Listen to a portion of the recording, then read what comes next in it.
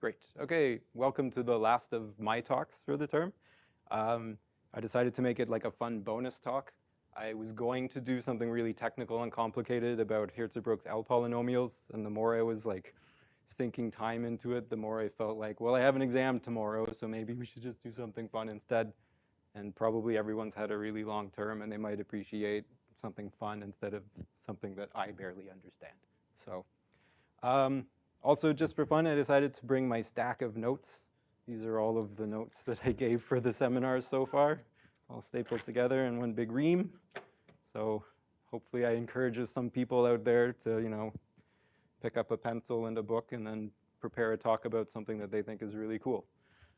Okay, so with that out of the way, the format is, this is totally a surprise. I haven't said to anyone what I'm talking about.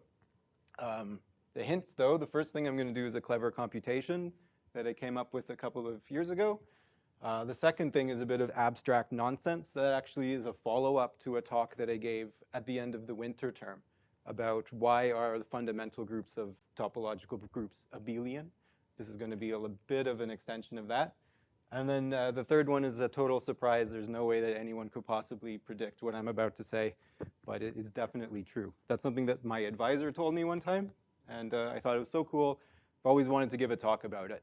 So all of these topics are just things that I've always thought were really cute or whatever, but I haven't, they're like not big enough to give a full talk. So I took this opportunity to just sandwich a bunch of them together and talk about some neat stuff. Okay, so without further ado, Platonic geometry. So I'm going to have the context is I was taking Calc 4 one time, which I think is Math 245? 4? Calc 4. I was taking Calc 4. And they were talking about something like, okay, consider the set of all, vectors in R3 such that, well, essentially we didn't use this language, but the one norm of this vector is bounded by 1. So this is the unit ball in the one norm in R3. So less than or equal to 1. Or in other words, the sum of the absolute values of the coefficients is at most 1. And they're like, okay, here's some vector field. Calculate the flux of the vector field through the surface of this object. And you do the divergence theorem. It turns out this actually just boils down to computing the volume of this space. And the way that you would do it in Calc 3 is notice, okay, well, by symmetries, each of these can be either positive or negative. So this breaks it down into 8 little sectors. And so you can fix the positive sector, the one where they're all positive, and then just say something like the volume's equal to 8 times some iterated integral from 0 to 1. You integrate the constant function 1 dx, and then from x to 1 of dy, and then from x plus y to 1 dz. And you can go and you can do the calculation, and it's an integral, and it's something you can do. I did it, so I never have to do it again. But I'm looking at this problem, and I'm like, oh, there's got to be a way to figure out the volume of this thing without actually taking an integral. So what is this thing, actually? Does anyone know what kind of space this set represents? Like if you can think about this subspace of R3, do you have a name for this as a solid, as like a geometric object? It's not a cube, it's an octahedron. Yeah. They're all homeomorphic to the disk. Sure. Fine. They're all homotopy equivalent to the singletons, so It doesn't matter. Okay, but I'm actually trying to compute the volume of it, so it really does matter. Volume. Okay, so it really, okay, so it's an octahedron. Spoiler alert, this is an octahedron where, it comes out to this extension to 1. Okay, so when I said you break it down into little octants, so there's kind of these corners that all meet at the origin. Well, maybe we'll draw it like this. So I'm looking at it sort of from the side. So all 3 edges, at the center, it's a right angle. And on the outer edges of this is an equilateral triangle. Equilateral triangle on the face. And so whatever is the length of the edge on the face It's going to be different from the length of one of these inner edges, but they're related by the Pythagorean theorem that A is root 2 of B, or other way around, just say B is 1 over root 2 of A, depending on which way you're looking at it. So in order to compute the volume of an octahedron, you just have to compute the volume of one of these corner pieces and multiply it by 8. So we're going to set up some notation terminology just for convenience. I'm going to say O of A is going to be the volume of an octahedron. And I'm going to give the name edge parameter to this variable A.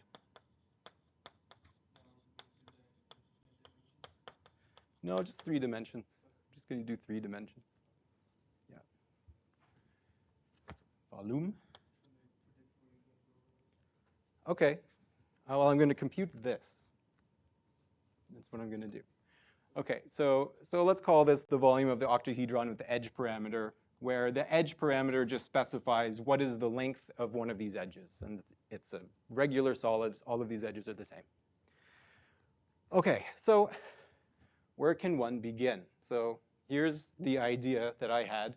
Well, if this inner part is a right angle, you can look at this as, a little bottom corner of a cube. So what if we consider a cube? And I have to, give a warning. I'm sure lots of people out there have come up with this idea before, but I also came up with this idea, so it's mine. Okay, so let's consider a cube. Everyone's favorite Platonic solid.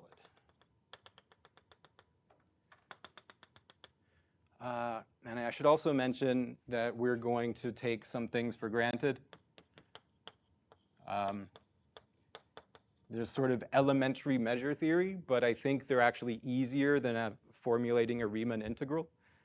We're going to take for granted that if A and B are measurable,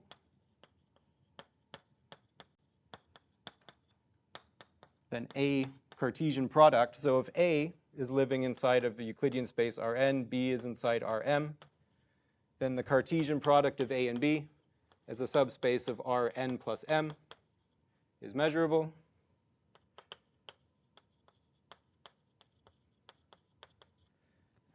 And the measure of the product is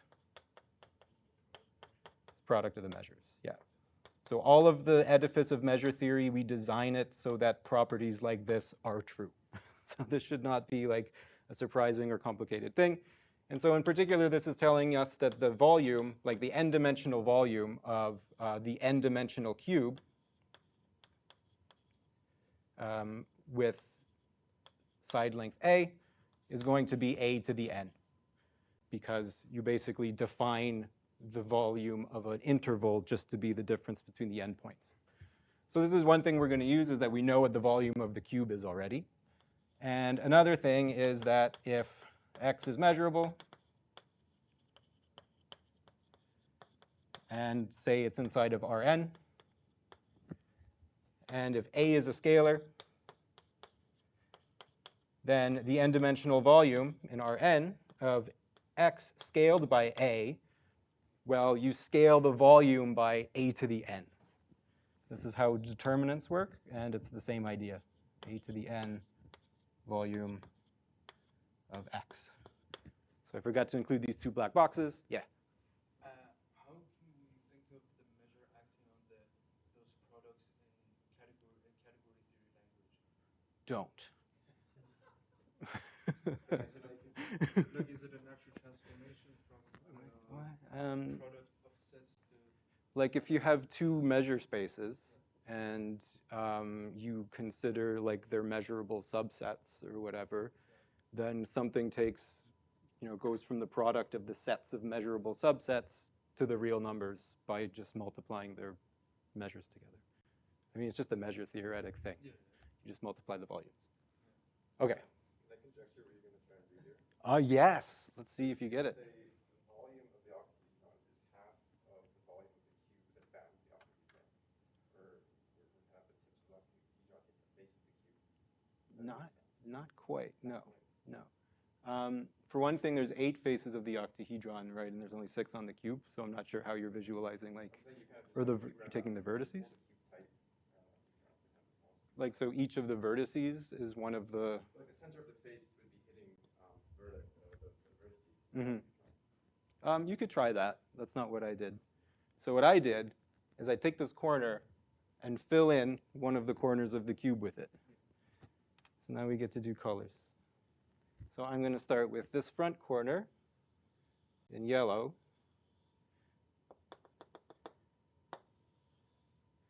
And then down like this, and then across like this. So here's one of our little cubes, or one of our little cubical things, and let's just say that we're going to fix the edge parameter so that the diagonal of the cube is A. It helps out our, just helps out calculations if that's the A. And we can also put in, say, the back corner.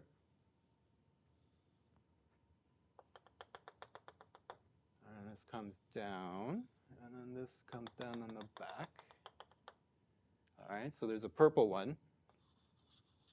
And there's, a purple interface there. And we just keep adding them in. So now you see that we've covered the bottom. So like this bottom part is yellow, this bottom part is purple. And we've covered these bits of the outside. So what we can do is take this shape, flip it upside down, and then stick another one on top. So just fill in the top 2 corners as well. So I'm going to do that with blue for this corner, the frontmost corner.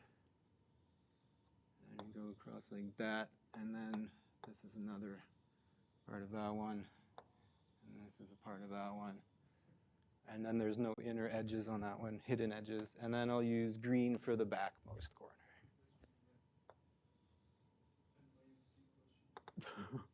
Possibly. Which means that I definitely never saw it before. Right. So we've taken 4 of our little corner pieces, and we've sort of stuck them into this, these pieces. So maybe I'll color in a bit better. So this is blue, this whole front face is blue. This whole thing's yellow here, yellow in the back, yellow in there, green at the back. Might as well fill that in now, just to be complete. All right. So we've covered up the entire outside of our cube with these corner pieces. But there's a space on the inside. There's a gap on the inside. Can anyone see the gap? So each of these kind of slanting inward faces from these corner pieces are sort of free interior faces that nothing's touching them. Each of these seams where they meet is going to be one of the edges of that shape that's on the inside. So there's 4 seams. Are there 4 seams? Anyway, there's 4 interior faces coming from each of the corner pieces. So what's happening is that the volume of the cube, I'm going to use the notation C for the volume of the cube. And if the diagonal is A, then the cube has edge parameter 1 over root 2A is equal to 4 of the corner pieces, 8 of them make an octahedron, so you get a half an octahedron there of edge parameter A. And on the inside, we get a tetrahedron of edge parameter A.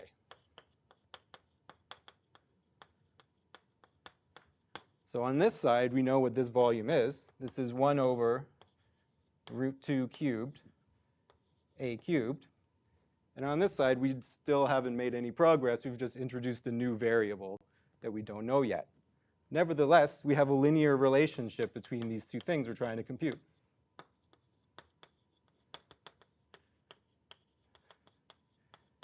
So if we can find a second independent one, then we're finished.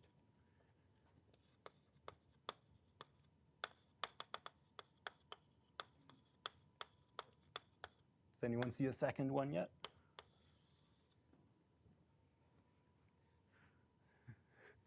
So start with it. Sure. Do you have a guess? Yeah, you can compute the volume of the octahedron directly and plug it in to get the. Do you mean by an integral? It's just some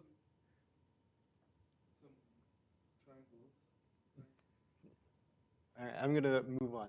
So, yeah, I guess technically a triangle. so here's my second idea. Take a tetrahedron, say of edge parameter 2a, and in each of the four corners, put a smaller tetrahedron. So I draw this, which were the things that I used, these ones. So in each of the four corners, put a smaller tetrahedron.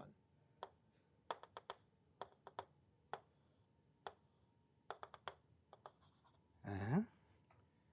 And then one here.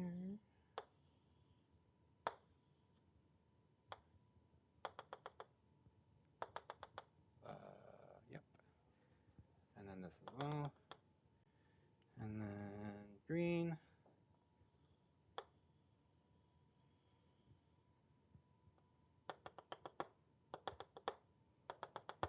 And then one more in the back, which goes like this. And then let's imagine that there's like an opening there so you can actually see the edges coming through.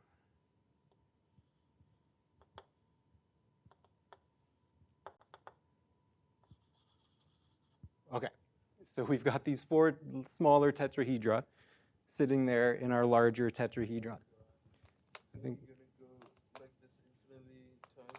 You're gonna. Nope, we're good. So notice, again, we haven't completely filled up the tetrahedron. We've only composed part of it with these smaller ones. So if you start counting the faces on the inside, you see that there's these four openings on the outside combined with the four inner faces of each of these tetrahedra. This gap in the middle is an octahedron. So we get that the volume of the tetrahedron, parameter 2a, is actually 4 times the volume of the tetrahedron with parameter a, plus 1 times the octahedron with parameter a. And so we can rearrange. We know that if we pull out the 2, right, this becomes an 8 TA. So if you just rearrange, you end up finding that the volume of the octahedron is actually, can I do the math right? Probably, yeah, 4 times the volume of the tetrahedron.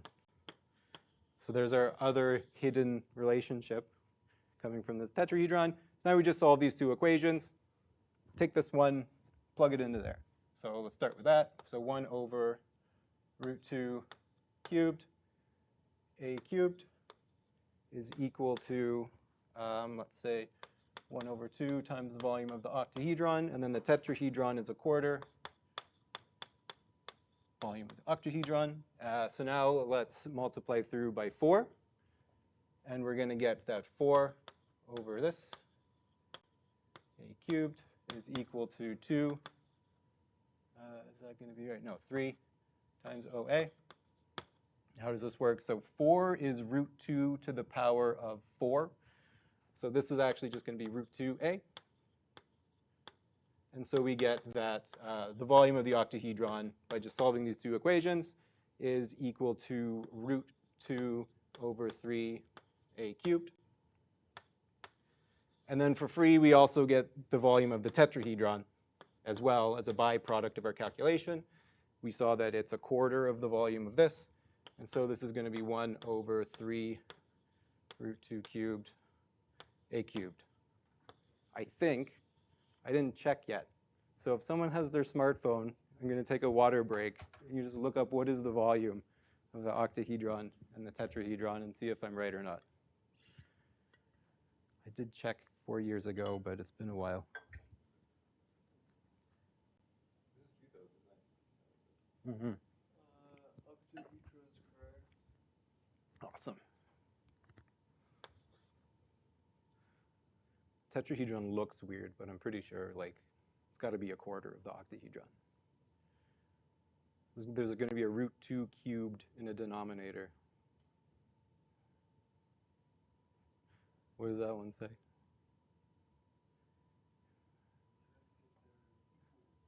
What does that one say? It says a cubed over 6 square root 2. Okay, because 2 is the square root of 2 squared. Yeah. So I could have simplified my answer more, so I lose a part mark for that. But I got the right answer. Okay, everyone's happy. That is the first talk. First talk is done. That's my cool trick. You're allowed to use it if you'd like.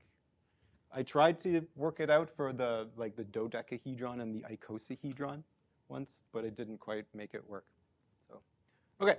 Does anyone have questions for that one? How do you Question comment? APA cite a YouTube video? Tell him Willie sent you.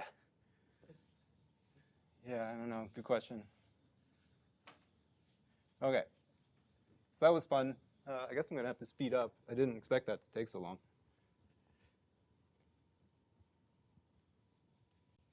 That means that a lot of the details I can shove under the rug for the next two talks. Oh man, it's brown now. Those are nice drawings, though.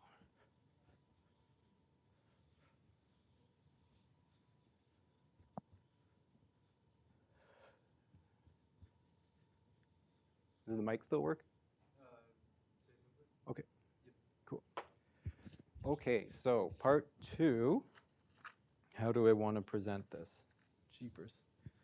Okay. So this is my abstract nonsense. I call this iterated group objects.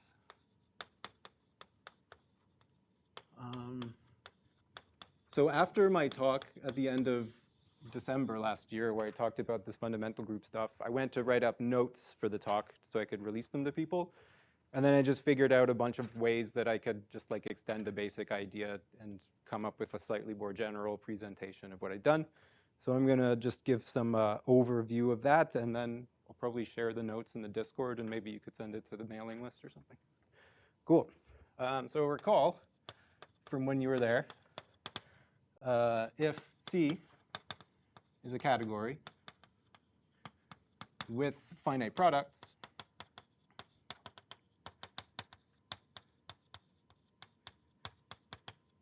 so any finite n, you have a product of n things, and this includes when n equals 0. And so by saying finite products, we're also assuming it has a terminal object. So you can check the universal property of a terminal object and the product over 0 things. Those have the same universal property. So up to category theory, they're the same thing. So given a category with finite products, we can define a group object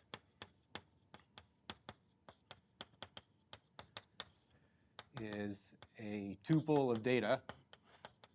So we have first an element G, and then we have a bunch of morphisms that I will write down where they go. So G is an object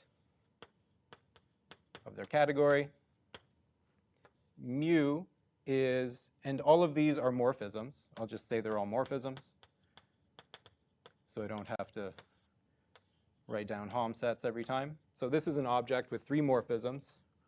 Mu is supposed to be like a product operation. You take in 2 elements of G and spit out a G, except this is not necessarily like a concrete category. So this isn't necessarily eating elements and spitting out a new element. It's just some morphism between the product and the thing itself. You have an eta for identity, I guess. I don't know why I wrote eta, because we always write our identities with an E. So I'm going to say composition. This one's the identity. And we have an inverse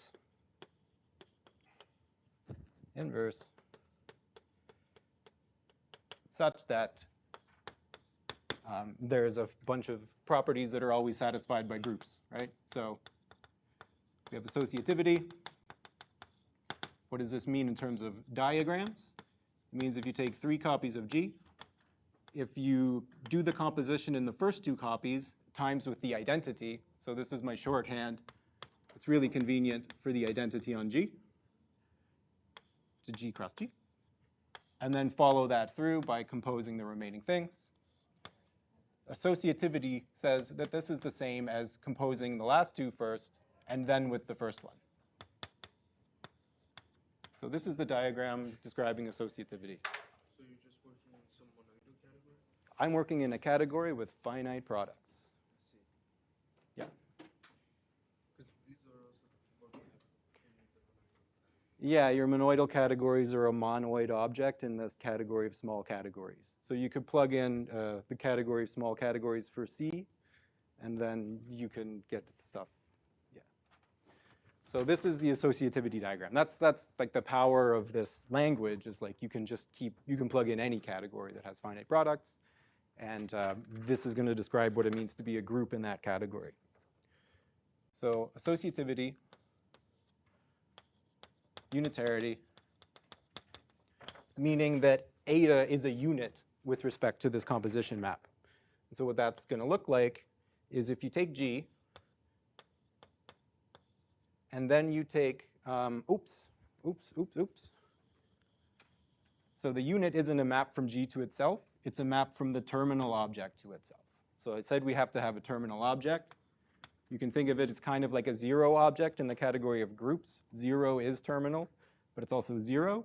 More generally, you just need a terminal object to represent your identity element.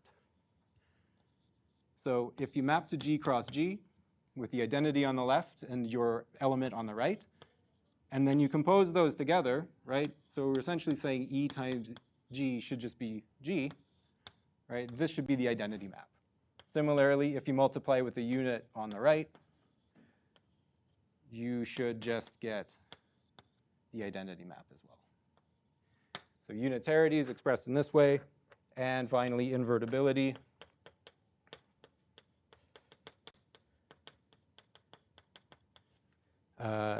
If you take G, so if you take your identity map times your inverse map to G cross G, and then you multiply those together, you're supposed to get the identity, right? This is what we're formalizing with these diagrams. In this case, we're just saying that this inversion map gives you actual inverses. So we have our unique canonical map to the terminal object followed through by the unit map. So this is saying that iota is like a right inverse map for this unit. Similarly, if you go on the left, then you get the other one. I'm just being overly technical here. Probably could have skipped over this, but I just wanted to present these diagrams again. You're calling eta the unit map? Yeah, eta is the unit map. I should, yeah. Yeah, unit's more common. Okay. And so then we recall, this is what I did last time, was using the Ekman-Hilton theorem. Ekman-Hilton theorem.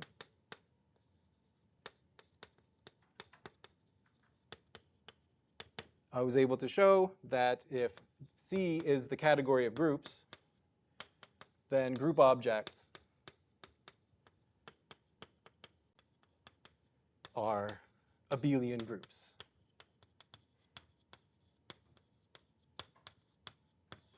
And even more so, what we showed was if you have a group, so it has this internal group structure, and then you come along and you say, okay, let's suppose it has this external group operation that makes it a group object in the category of groups, and the Ekman-Hilton theorem actually assures us that those two operations are the same.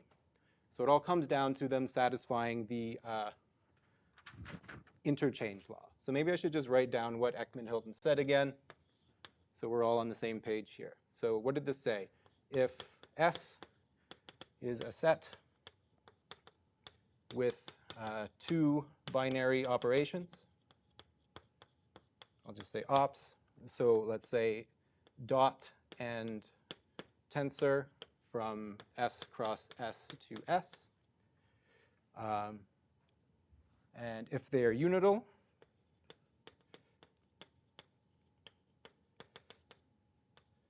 so if they interchange in the sense that for every A, B, C, D, and S, you have two ways of composing. You can do A tensor B, O times C tensor D. And to interchange means that you get this kind of curious relationship. This is a C. This is a B. So if you have these two unital binary operations which interchange, then they are the same, and they are, or it is, associative and abelian. So we were able to see that if you have an internal group structure with an external group object structure on top of it, the definition of being, a morphism in the category of groups just told us literally that they interchange. So that's how we were able to deduce that group objects are abelian groups. And then we had applications to topology, such as like the fundamental group of a topological group is abelian.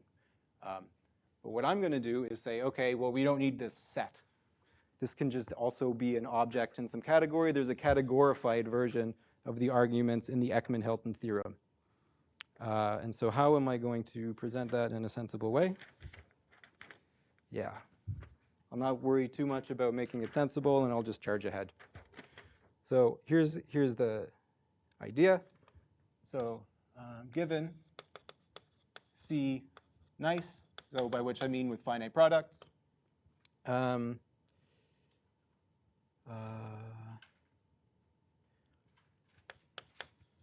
then group C is a category. So group C, I'm going to take this to be all group objects. This forms a category.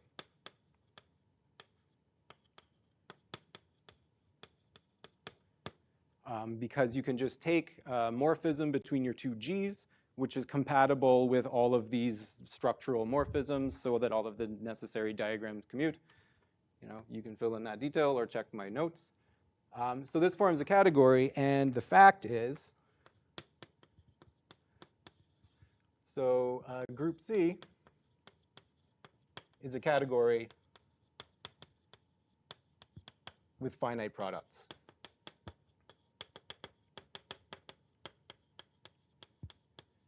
So you can iterate this group object construction on your category of group objects.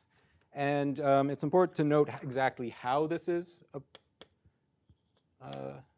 how this gets a product. So if you have two group objects, G1 and G2, with all of their associated data, what's your new composition operation on the product, G1 cross G2? That's where you would guess that your object should just be the product of the two objects. So how do we actually compose these together? Well, if we had like a G1 beside a G1, we could use mu1. If we had a G2 beside G2, we could use a mu2. So what we need is a way of swapping the two in between. And you can always do that. So there's a swap map in any category with finite products. I'm going to call it sigma. So where in general, you can go from A cross B to B cross A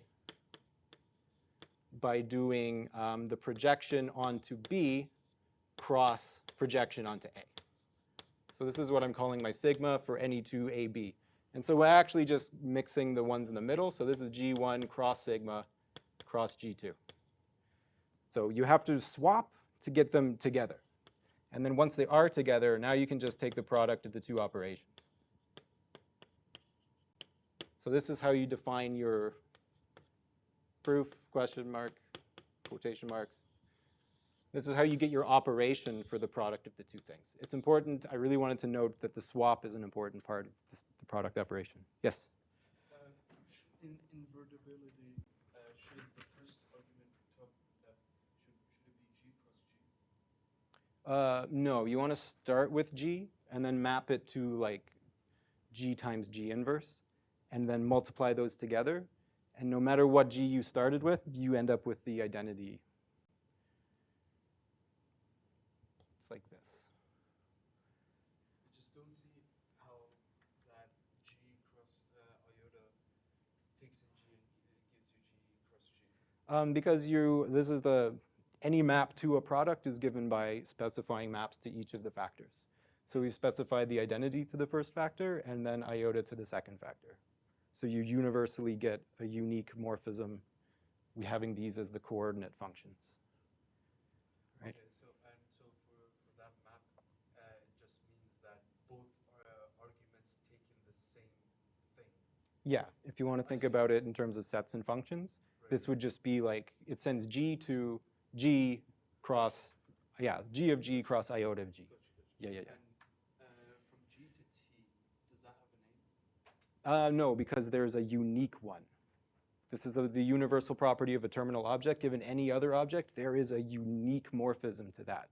So I'm just writing it as an arrow because there's no need to name it. There's only one arrow from G to T.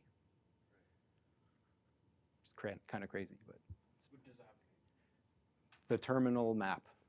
You could call it tau if you really want something. Just to refer to it. Sure, but I never will because there's only one of them.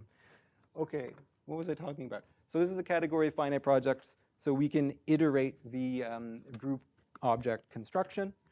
And so this is the theorem, which uses like a categorified version of Ekman-Hilton, which I wrote up in my notes, a lot nicer than this, but I'm just trying to streamline it a little. So for C, a category of finite products,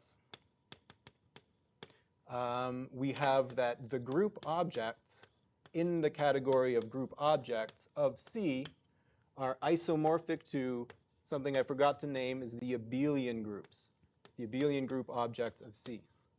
Where to be an abelian group object, what this means is if you take your composition map, but after you swap the arguments, this should be the same as composition. So in our concrete case, we would just say that G.H is H.G. In terms of our compositions and morphisms, all of this is saying is if we apply our swap morphism first and then composition, it's exactly the same as doing composition.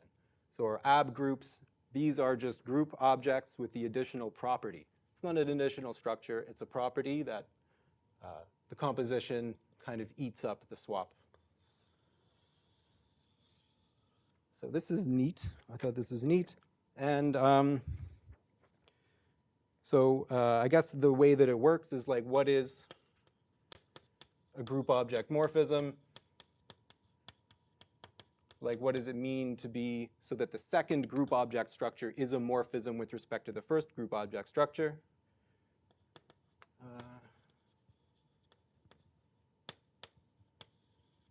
What is a group object morphism? So like, okay, if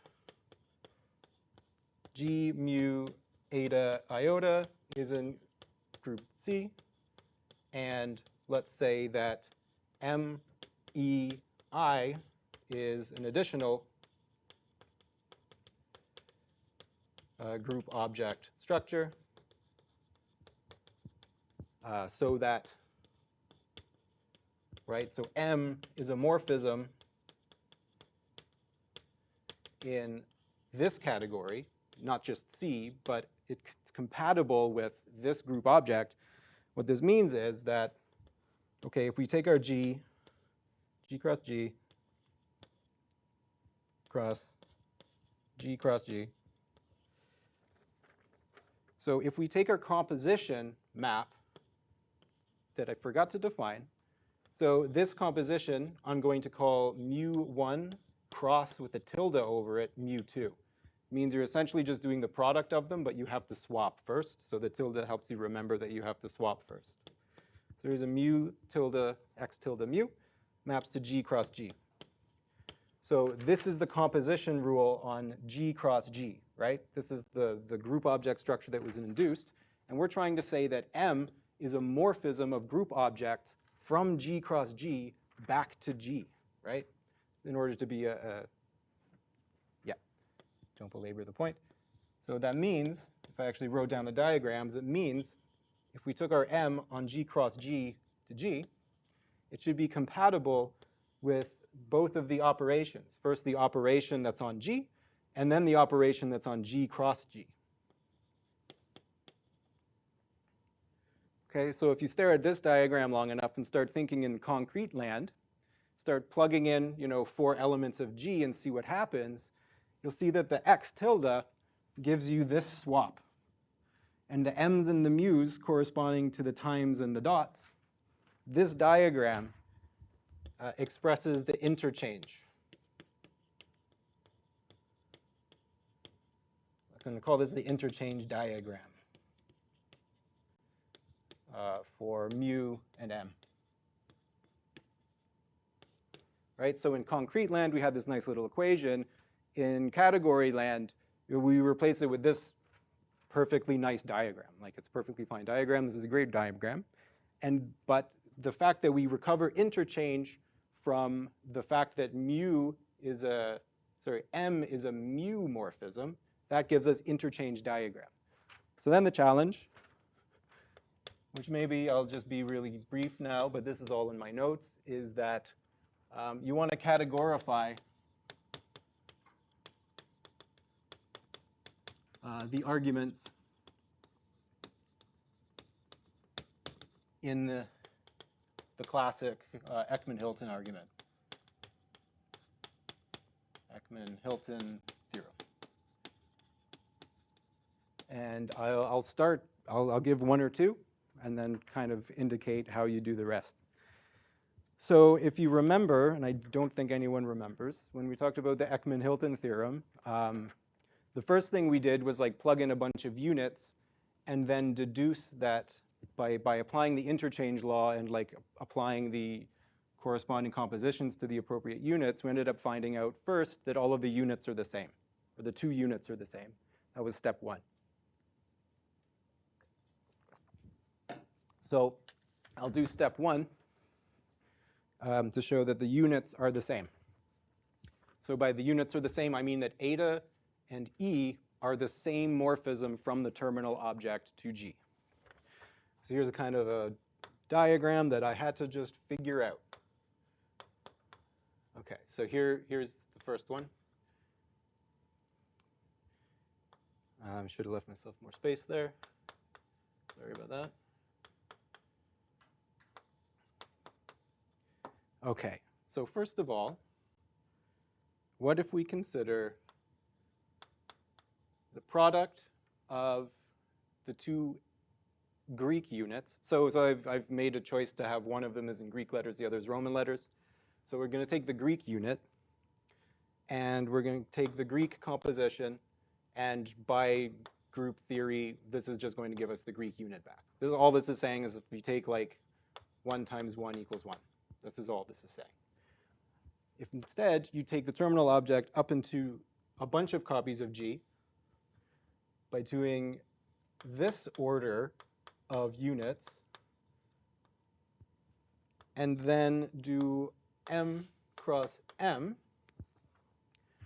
So what's M doing? M is multiplying these together, but E is the unit for M. So if you multiply the E with eta using M, you're going to get eta back. So this diagram commutes. This triangle commutes. This one I already said that this commutes. This triangle is already part of the interchange diagram. So if we fill in the rest of the interchange diagram,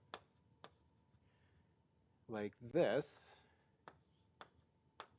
then we already know that this commutes. We've already established that we have the interchange diagram. And so we get this funky diagram, and all of these parts commute. And so going this way, doing eta, is the same as going all the way around the outside. So what the frick do you get when you go all the way around the outside? I did this, and then that, and then this.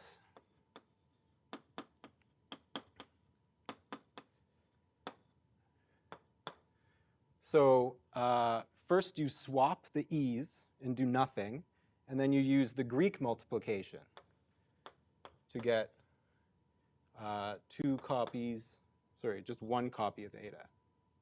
Hold on, where am I going here? I wrote this down so I didn't have to think about it. Yeah, you use the Greek multiplication so that eta is the unit, and you get E cross E. And now you use the Roman multiplication on E cross E to just get E back. And so eta equals E, so you have the same unit. Okay, this is kind of the idea. I can give you the other diagrams, and you can sort of figure it out. but this is kind of the magic of how it works. Yeah, I'll just say before I like run away and start doing other things. All of the other arguments, the Ekman-Hilton arguments, use a similar looking diagram where on the right-hand side, you're always sticking in the interchange law. It's sort of, you have these two relationships down here that are sort of easy to establish. And then you sort of put the nail in the coffin by tacking on the interchange diagram on the right. And somehow magic happens and it tells you that the things you want to be equal are equal. So that's, for example, that's the first step of the Ekman-Hilton argument.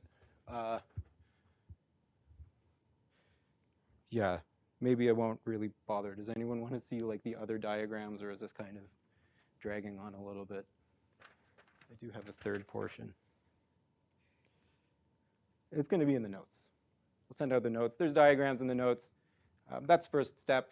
The rest of the steps are kind of similar. They're just a little tricky. Each one builds on the last one, so it's kind of like a nice little story. Yeah, I feel like this section, I tried to like structure this like a high school essay. Like the first one is like it grips you and you're like, oh, that's very exciting. The second one's like, okay.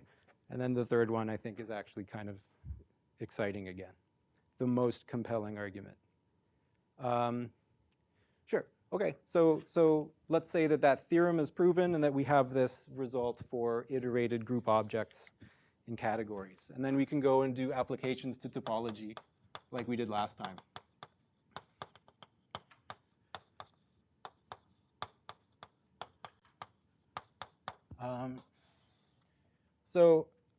Yes, so let's define an H group to be a topological space X with stuff like mu going from X cross X to X, continuous, eta going from a singleton. This is the terminal object in the category of topological spaces.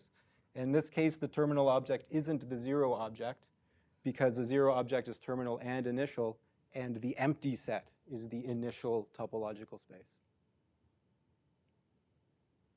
So be warned. But you can also just think about pointed topological spaces, in which case the eta is kind of like a redundant information. So just to be consistent with what we had before, I'll present it in this way. So these are all continuous. So such that 1, 2, 3, these diagrams right here are true up to homotopy. So an H group isn't actually a topological group. It's not a group object in the category of topological spaces, because all of these diagrams are only true up to homotopy. But what this means, now that we have all of this language, is we can call an H group, this is a group object in what's called the homotopy category, H top. So the homotopy category, well, depends on how strict you're being. The objects are just spaces, they're just regular spaces. But now the morphisms are no longer all continuous functions, they're continuous functions up to homotopy. So that in this category, what that means is that homotopy equivalences, maybe I should write this on a new board, but whatever. So anything that used to be a homotopy equivalence is now an isomorphism. Or if you had diagrams, more generally, if you have diagrams like this, which only commute up to homotopy, when you pass to the homotopy category, now they commute on the nose, because you're just saying that anything in the same homotopy class is literally equal now. So that's great. So here's an example of an H group.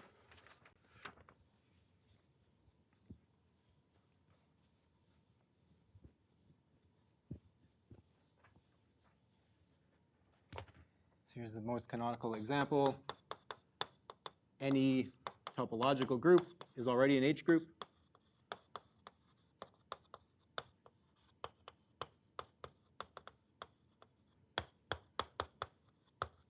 That one's easy. It already commutes. Don't have to worry about the homotopy stuff. The more interesting example is the base loop space.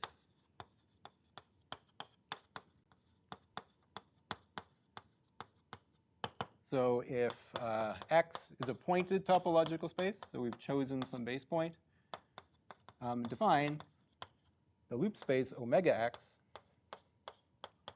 This is just the set of continuous paths which start and end at the base point. Right? Loops. And then there's a concatenation operation. So we have gamma 1 is one such loop, star with gamma 2. If we want to apply it to some t, right, we can just do gamma 1 twice as fast for the first half of the interval, followed by doing gamma 2 twice as fast with a parameter shift in the second half of the interval. So you can go check that this is not associative, it doesn't have a unit, and it doesn't have inverses, but as soon as you're allowing things up to homotopy, then it does. Because, for example, what you would want to be the unit is just the loop that sits at the base point for all time. But if you concatenated a loop with that, then no matter what loop you started with, it's like, okay, you just sit still for half the time, and then you do the other loop. So it's not actually a unit for this H group, but this thing where you sit still for half the time and then do the loop twice as fast, that's homotopic to the thing where like you don't take this breather and you just do the loop.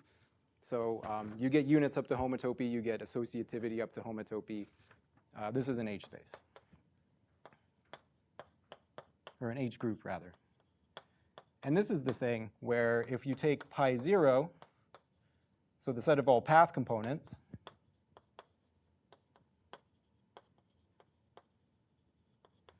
pi 0 loops X, this is equal to the fundamental group of X. So this is like a space which contains all of the relevant information about the fundamental group in its path components, like the group-like structure on its path components. Oh, so why am I talking about this? Is there a similar theorem with the suspensions? Like you can iterative suspensions of topological space and it descends down to like just counting. I think I saw that in there. Like if you're doing suspensions, like it shifts the degree of the homology groups. Yeah. So if you're only talking about something you can compute with homology, then like yeah, that would work. Yeah. Yeah. So fact. So if we do the twofold loop space, which we just defined to be taking the loops of loops, then the two loop coordinates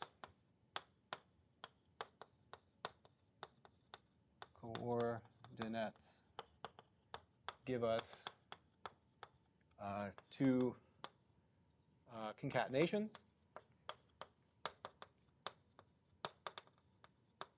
And these interchange. I'll show you. So the picture is sort of like, okay, well, if you have gamma 1 and you want to compose using the first loop coordinate with a delta 1, and then you compose that with the second loop coordinate with gamma 2, So if you want to like picture this diagrammatically, say like here's your one direction and here's your two direction. So this concatenation would be like, okay, we have gamma 1 and delta 1, and then we squish them together this way. And then this one would be like, okay, we take these two and then squish them together that way. And then gamma 2 takes these two squished together things, squishes them down this way, and then puts them beside each other. So you can kind of picture this out diagrammatically by looking like this. So let's see, you have gamma 1 composed with delta 1, and then 2 composed, this should be 2s, sorry. Gamma 2, delta 2, right? So if you compose these two horizontally, then these two horizontally, and then both of those compositions vertically, well, that's exactly the same as just doing these two vertically, and then the things right? So what we're actually getting here is interchange not even up to homotopy, but actually on the nose.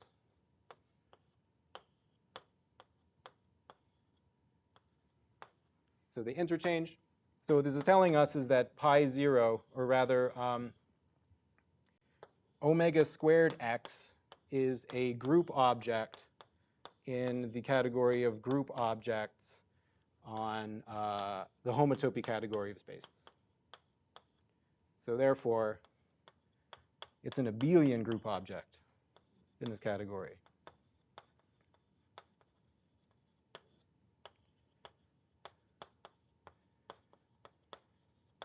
And a consequence of this is that pi 0 of this H group, omega squared x, is abelian. But this is also pi 2 of x. And so you can iterate this. It turns out that pi n of x is abelian for every n that's at least 2. And this is one way of seeing that. And I might have made a mistake. Did I make a mistake? Okay. Just wanted to ask about the definition of the loop space. The map from the interval to x, is there any condition on injectivity? Just continuous. Just continuous. Just continuous? Yeah, just continuous, and it starts and ends at the same point. Does it have to be injective, smooth, embedding, immersion, anything? Shouldn't be. No. No. It's like a super topological thing. You want to, because you want to consider these things up to homotopy. So anything injective is probably going to be homotopic to something that's not injective.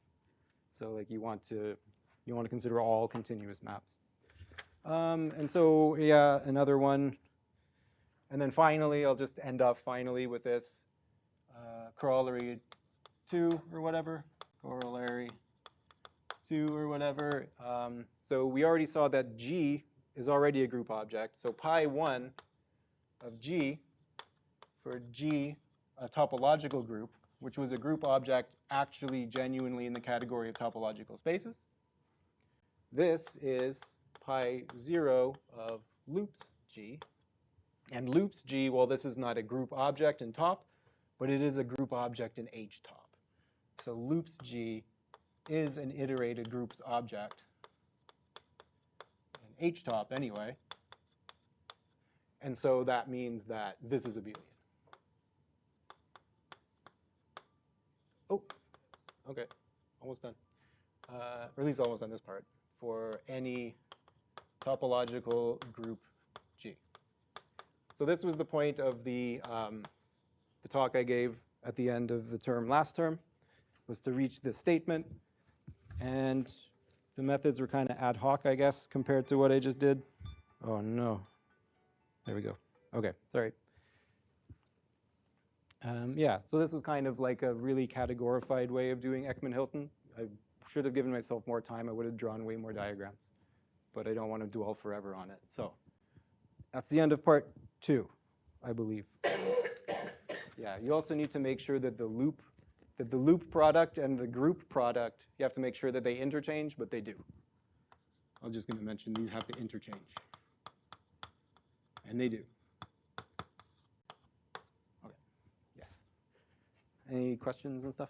Yeah. How does, if it does it relate to the BG spaces?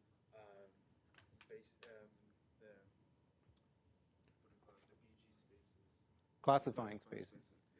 Yeah. What can I say? Is there anything meaningful to say about the connection about spaces and classifying spaces? Probably. The thing about like when you take a classifying space, you're kind of like taking away the group structure, unless the group is abelian, in which case the classifying space becomes an abelian group as well. The main mechanism for that being the case is that a group homomorphism, how does this work? Yeah, so if you have a group G with the operation mu, then as a function from G cross G to G, this is a homomorphism if and only if G is an abelian group. And so if you have BG, so if G is an abelian group, then what you can do is take B of this group homomorphism, right? So if mu were not a group homomorphism, you can't make BU, right? And so if you've set up your functor correctly so that this is multiplicative, your B mu gives you a new group operation on BG, only if G is abelian. If G is not abelian, this doesn't work.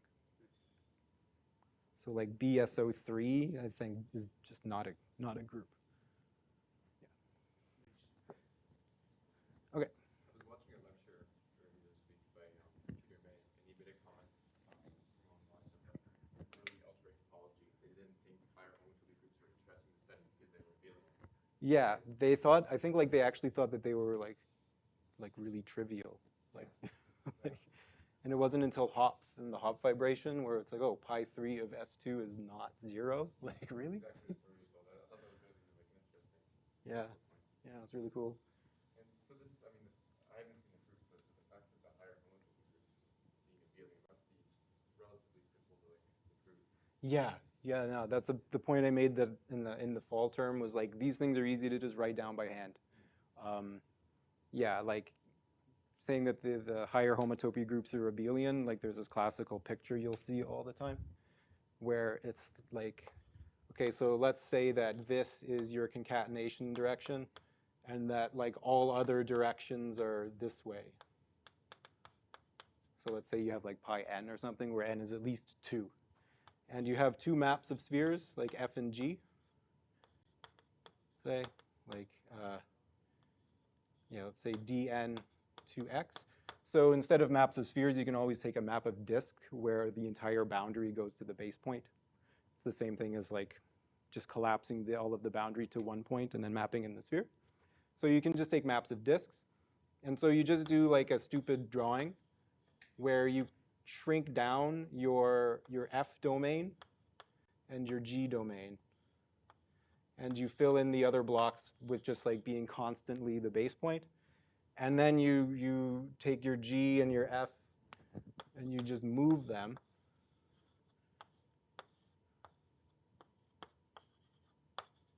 And then you re-expand them again. So as you're still, so your concatenation in the x1 direction, doesn't matter what order you're doing it up to homotopy, as long as you have at least one other direction pointing somewhere else. So that's why the higher homotopy groups are always abelian. You don't have to do group objects. You don't have to do iterated group objects. It's just fun. It's also nice that you get the fact that topological groups Yeah. It's sitting. Yeah, even though like that's also something you can just write down. It's really easy. But yeah, both of these facts fall out of the same principle. Yeah. And it comes down to like, you have to not think about. Yeah, instead of, because like when the first time I presented it in December, it's sort of like you have this like group-like thing and you just pass to pi 0. You take the actual, the path components and they form a group. This approach is more like, okay, our omega squared, it's not technically a group, but if you take everything up to homotopy, it is, and so just pass to the homotopy category before dropping all the way down to pi 0. And so you can just figure out a lot more at that level first before you destroy everything by taking pi 0. Yeah, so that was cool. Okay, last part. I'm not sure who knows this already. But if you take CW approximation,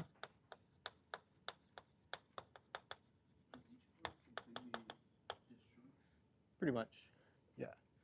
So if you take the CW approximation, which just says that given any continuous function between cellular complexes, you can deform it into a cellular map, and logical and Whitehead's theorem,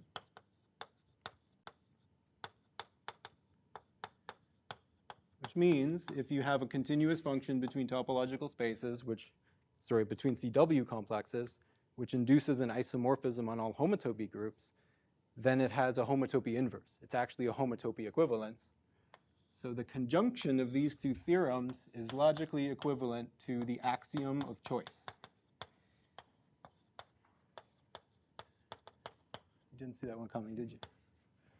So this is something that my advisor told me one time, and I was like, that's so cool. I'm never going to forget that. Okay, So just a quick reminder, what is a CW complex again? For people who aren't always watching all the videos. Very roughly speaking, so most of this is going to be really rough, especially because I don't want to talk that much longer. So roughly speaking, these are built out of cells, which look like disks. And these are filtered by skeleta. It's the plural of skeleton. So X with a superscript n is going to mean the union of all cells of dimension at most n.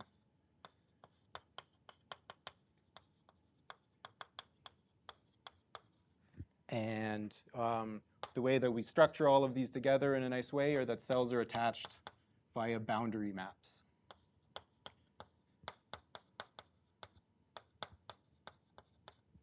How do you spell attached? I don't know.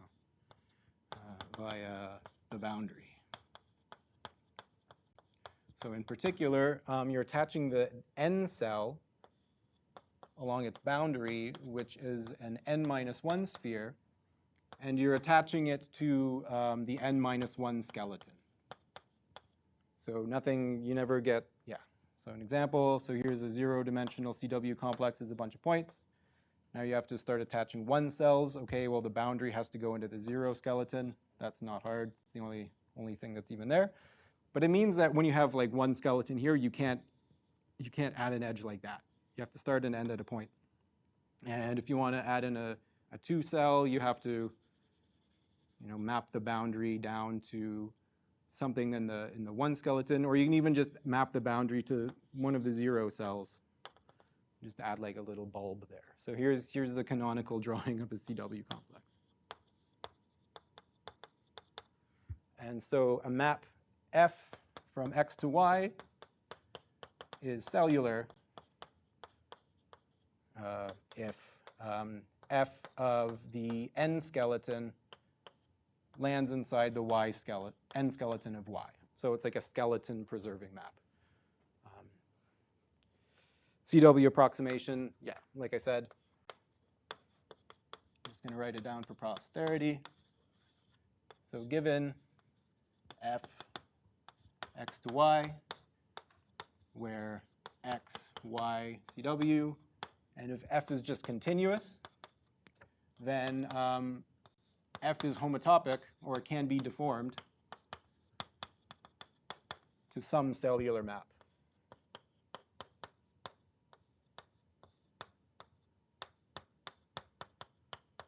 So no matter what terrible map somebody gives you, you can always amine it to make something cellular.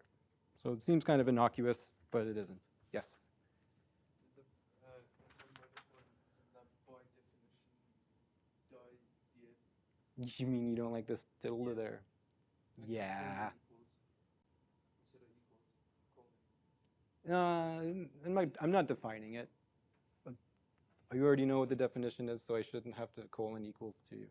This is a equal sign. What is the definition? I mean, it is the definition of this, but you already know the definition, so I don't have to define it again. Oh, I see. So, do mathematicians do that in general?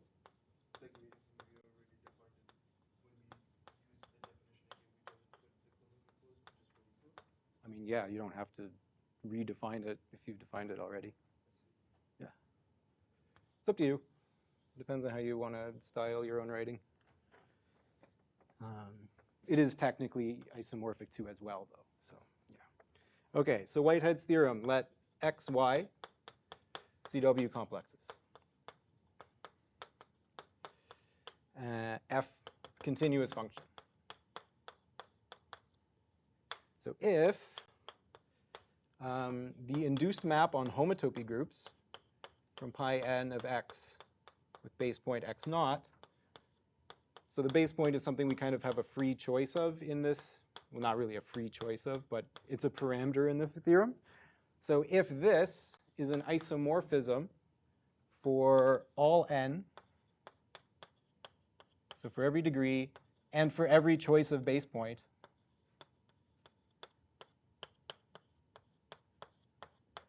then F is a homotopy equivalence. So it has a homotopy inverse.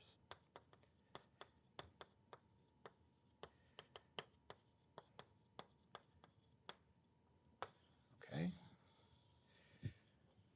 So how do you prove these theorems? Well, at some point you have to use the axiom of choice, because these are for arbitrary CW complexes.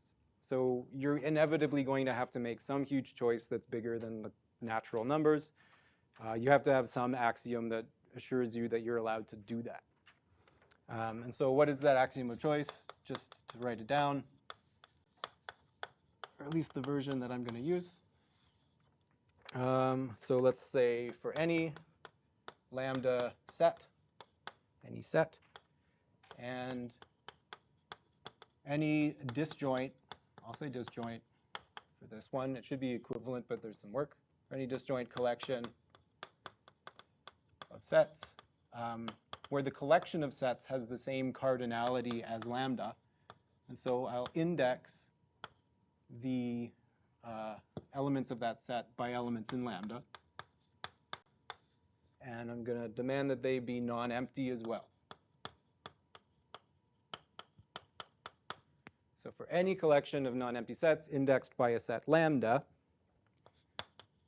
there is a choice function. So what this does, I'm going to call it psi, I'm going to call it chi. Chi for choice. Goes from our index set into our collection in such a way so that a given index maps into, how do I say this? A given index is going to be an element of the set that's living over it. So like, yeah. So like here's our index set, lambda, and then we have like some stuff living above it, our disjoint sets. So a choice function is just something like this. We pick one element in each of our open sets. And again, if our index set is countable, this is assured to us by like the axiom of infinity, because we can just do induction. But once it's bigger than countable, then you actually have an axiom that tells you you're allowed to do it. Okay, so like I said, axiom of choice, pretty much easy to show the implication in this direction, because you end up needing the axiom of choice to prove these theorems. So I'm going to go the other way now. So let's assume it's CW approximation and Whitehead's theorem.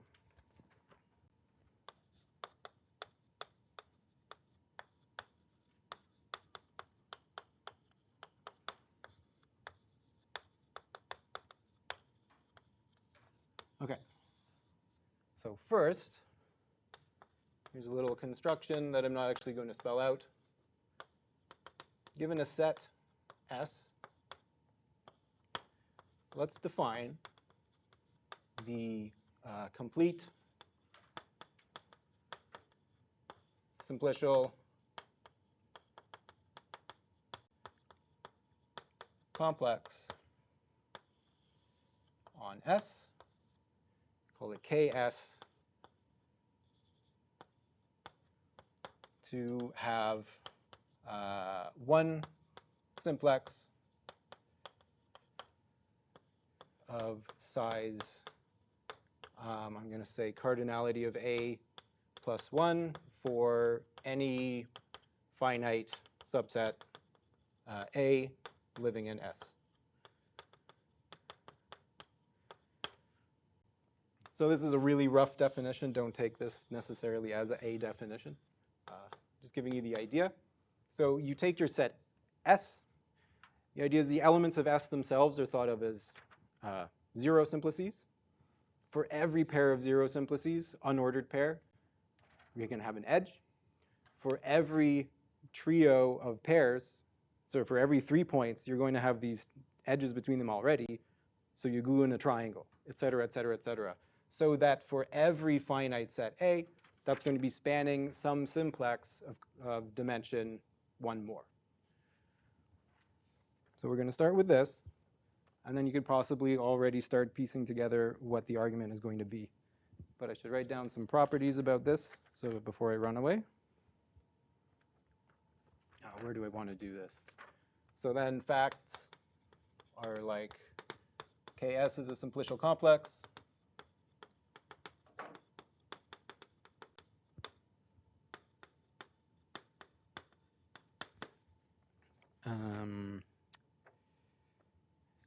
What else?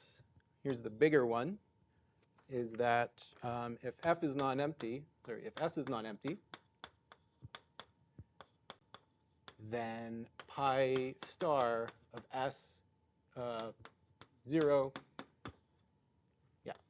So all of the homotopy groups vanish for any choice of base point.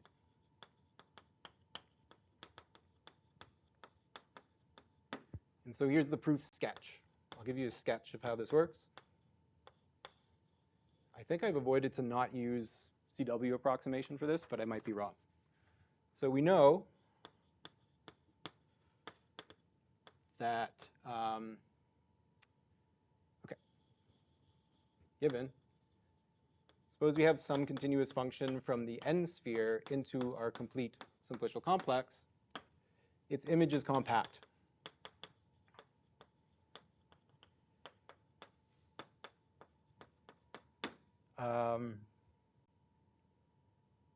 No, yeah, I think I did realize a mistake in the argument I thought of this afternoon. Okay, we'll just flub it. Okay, so its image is compact, which means that, I'll put a wavy implies. What I really need to know is that the image of f only enters the interior of finitely many simplices.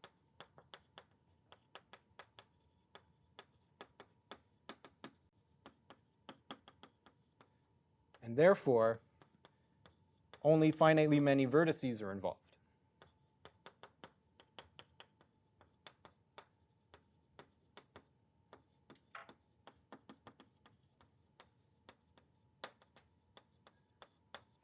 Maybe I'm writing too small.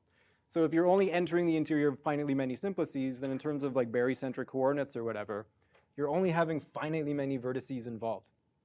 But this finitely many vertices, these span a really big simplex by construction.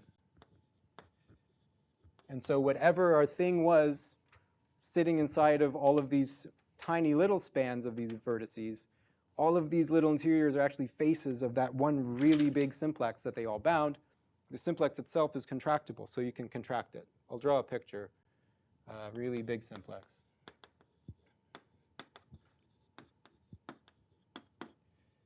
Right? It's sort of like, right? So if you have like your S1 maybe mapping into something of some set, right? So maybe like the image of your S1 kind of comes back and forth between these 2 points, and you're just traveling around inside here, over here, yada yada. By compactness, only finitely many of them are involved. Since we're in the complete simplicial complex, all of that stuff that you were confined to bounds a simplex that's like bigger. So you can take all of that image and just contract along the bigger simplex that it bounds. So that's a really sketchy sketch. But this is sort of like the part that's not really surprising, is that the complete simplicial complex should have vanishing homotopy groups. And I think you can get away with it with just compactness. Okay, so now we can actually do the argument, which is super easy. The argument is really easy now. Watch this. Okay, so now suppose we're going to set up our situation where we want to construct a choice function.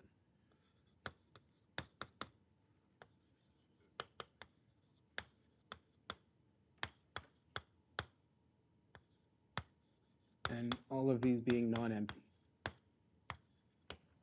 and disjoint.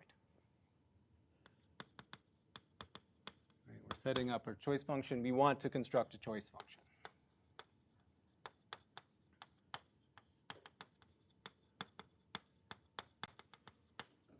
Okay, so consider a function pi going from the union of our collection U. Oh, I must have written this wrong. I did write this wrong. We want to go to the union of all of our elements in our collection. Okay, yeah, okay. Yeah, our choice function doesn't pick out a set, it picks out an element of a set. And the element that we want to pick out should be living in the set, living over that index. So yeah, that was a bad notation. I was a little sloppy there, as well as all of these other places. So let's take a pi, going from our whole union to our indexing set, and we're going to say that x goes to lambda if x is in u lambda. So this is why we chose disjoint, so that this could be a well-defined function. Nothing is in two u lambdas, so every x has a unique lambda associated to it. Then pi extends to the full simplicial complex on each of our little bits. So this is going to be, I'm going to say pi tilde is going to go from the union over lambda of our complete simplicial complex on u lambda. So the same thing, anything that's in any simplex spanned by something in u lambda is just going to go to lambda. Okay, but for each lambda, if we take pi tilde restricted to u lambda, this induces isomorphisms on all homotopy groups, because both of them only have trivial homotopy groups. So I should mention, of course, this is going from u lambda to the singleton lambda, just one point.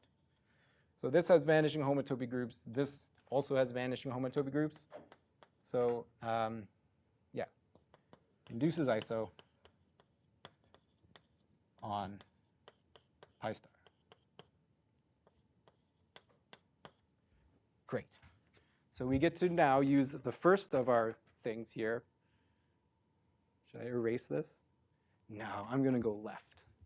I'm going to commit the cardinal sin. I'm going left. I guess so. Okay, so by Whitehead's theorem, which is on the board right over there,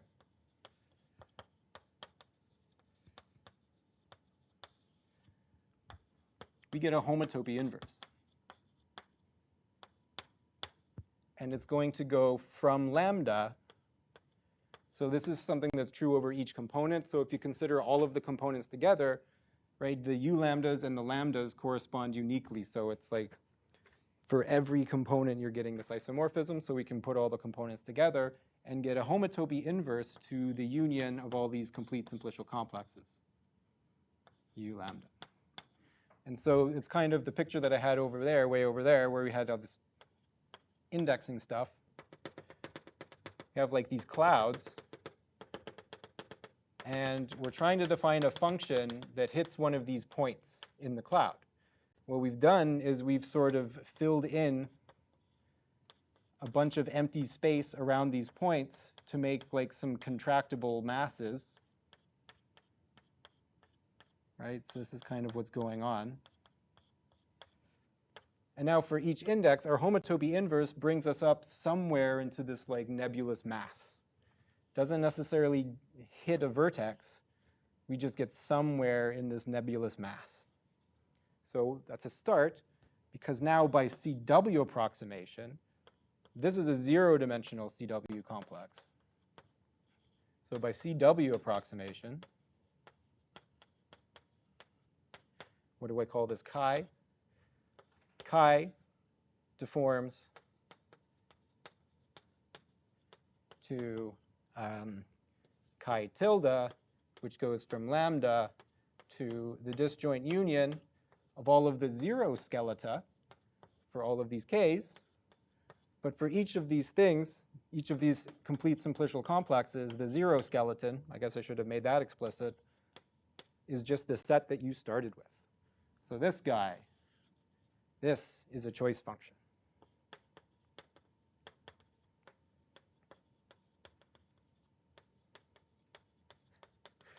All right, so once you set up the topology, it's actually really easy. you just have the choice you're trying to make. You replace your discrete choice with like a contractible choice. And then by Whitehead's theorem, you can make a contractible choice. That's the crazy thing. This is what Whitehead's theorem is essentially telling you, is you can make a choice as long as each of your containers is some contractible set. And then we can go from a contractible choice to a discrete choice by applying CW approximation, which takes us from wherever we landed in this nebulous spot and deforms it down to one of the points in this thing. So that's it. That's the end of my 3-part bonkers talk. And yes, thank you. Thank you for coming.